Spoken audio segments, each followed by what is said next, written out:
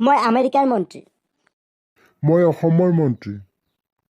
হেৰি ডাঙৰীয়া, আপোনাৰ উন্নতি দেখা পাই মোৰ বেয়াই লাগি যায়। মইহে উন্নতি কৰিব পৰা নাই। এই পাৰ্কখন আৰু মোৰ পিছফালে থকা বিল্ডিং ঘৰটো আপোনাৰে নে? মোৰে হয়। আপোনাৰ ইমান সোনকালে ইমান উন্নতি কেনেকৈ হ'ল? মোকো অলপ টিপছটো শিকাই দিয়কচোন। মানে আপুনি ৰাস্তাইদি আহি থাকোঁতে এখন অলপ ভাঙা চিঙা দলং দেখছি না? দেখছো একেবাৰে মোৰ ভয়ে লাগি গৈছিল আৰু।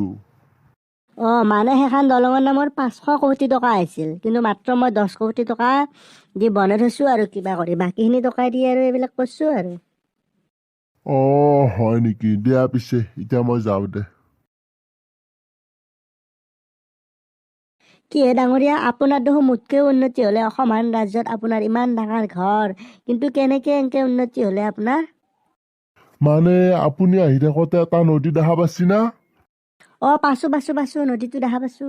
তাকেতো সেই নদীটোত একেবাৰে কিবাকেহে বাচিছোঁ দেই। নদীটোত একেবাৰে আমাৰ জাহাজ ডুব যাওঁ হৈ গৈছিল আজি। আৰু সেই নদীটোত দেখোন দলং চলং একো নাই। তাকেইতো, এখন তাতে মানে দলং হোৱাৰ কথা আছিল। সেই দলঙৰ পইচাখিনি আৰু ময়ে ৰাখি থলোঁ আৰু দলংখন নবনালোঁ আৰু।